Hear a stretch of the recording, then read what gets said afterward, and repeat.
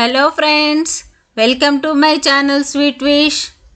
Friends, ఈరోజు మన ఛానల్లో స్పెషల్ కర్రీస్ ఏంటంటే మన ఇంట్లో ఎప్పుడూ సింపుల్గా ఇంకా టేస్టీగా చేసుకునే మునక్కాయ పప్పు ఇంకా పండు మిర్చి చుక్కకూర పచ్చడి. ఈ పచ్చడి చాలా అంటే చాలా టేస్టీగా ఉంటుంది. ఈ స్టైల్లో మీరు ఎప్పుడూ పచ్చడిని ట్రై చేసి ఉండరు. ఈ రెండు కర్రీస్ని నేను ఈరోజు టేస్టీగా చేసి చూపిస్తాను.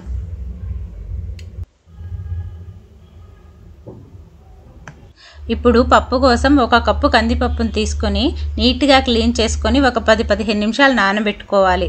అవి నానిన తర్వాత గ్యాస్ మీద పెట్టుకొని ఒక 15 నిమిషాలు వీటిని ఉడికించుకోవాలి.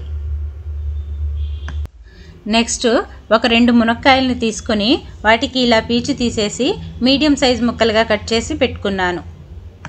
తర్వాత బాగా పండిన టమోటాలని ఇలా పెద్ద పెద్ద ముక్కలుగా కట్ చేసి పెట్టుకున్నాను. ఇంకా తాలింపు కోసం సన్నగా కట్ చేసుకున్న ఉల్లిపాయలు, లేతగా ఉండే కొంచెం కరివేపాకు. 15 నిమిషాల తర్వాత చూసారా, కందిపప్పు 90% ఉడికిపోయింది. ఇప్పుడు ఈ కందిపప్పులోకి మునక్కాయ ముక్కలు ఇంకా ముందు కట్ చేసి ఉంచుకున్న టమోటా ముక్కలను కూడా వేసేసుకుంటున్నాను. ఇవి వేసుకున్న తర్వాత 1 స్పూన్ ఉప్పు, 1 స్పూన్ పసుపు, 1 స్పూన్ కారం కూడా వేసేసుకుంటున్నాను. అయితే ఫ్రెండ్స్, ఈ పప్పులో పచ్చిమిర్చి కంటే కారం వేసుకుంటే చాలా టేస్టీగా ఉంటుంది. కందిపప్పుని ఇలా బాగా కలిపేసుకున్న తర్వాత టేస్ట్ కోసం కొంచెం చింతపండుని కూడా వేసుకుంటున్నాను. ఈ చింతపండు వేసిన తర్వాత మునక్కాయ ముక్కలు, టమోటా ముక్కలు అన్నీ మంచిగా ఉడకటం కోసం ఒక 1/2 కప్పు వాటర్ని కూడా పోసుకొని మంచిగా ఒకసారి కలిపేసేసుకొని గ్యాస్ని సిమ్లో ఉంచుకొని ఈ పప్పు మునక్కాయల్ని మంచిగా ఉడకనివ్వాలి.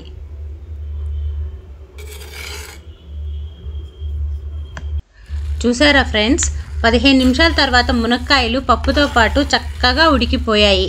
అంటే మునక్కాయ పప్పు పర్ఫెక్ట్గా ఉడికిపోయింది. తర్వాత పప్పులో నుండి మునక్కాయ ముక్కలన్నింటినీ తీసి పక్కన పెట్టుకోవాలి.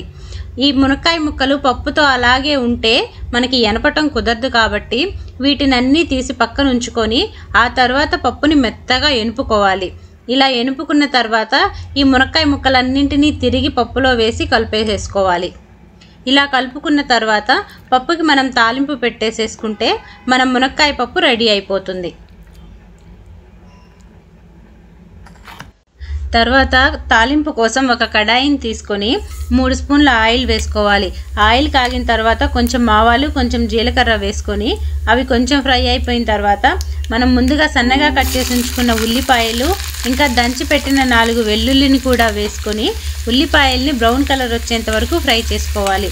ఉల్లిపాయలు బ్రౌన్ కలర్ వస్తేనే మనకి పప్పులో మంచి టేస్ట్గా ఉంటుంది.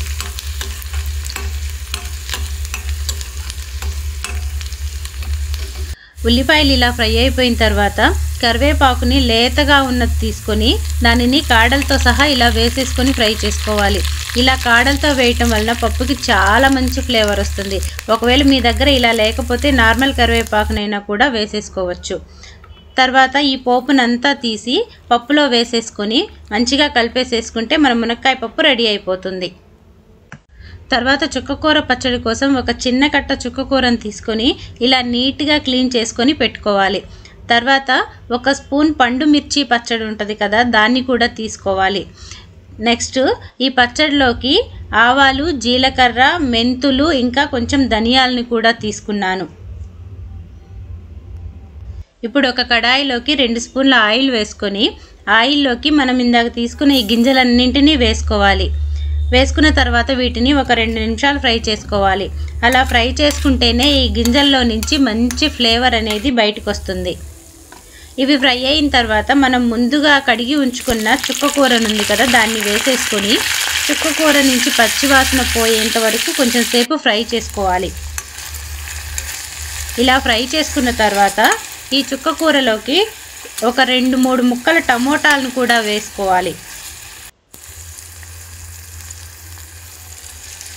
ఈ టమోటా ముక్కలు కూడా మెత్తబడి బాగా ఫ్రై అయ్యేంత వరకు చుక్కకూరని, టమోటాలని రెండింటిని ఫ్రై చేసుకోవాలి. ఇప్పుడు దీంట్లోకి పండు మిర్చి పచ్చడిని కూడా వేసుకొని ఈ మూడింటిని కలిపి ఒక 2-3 నిమిషాలు మంచిగా ఫ్రై చేసుకోవాలి.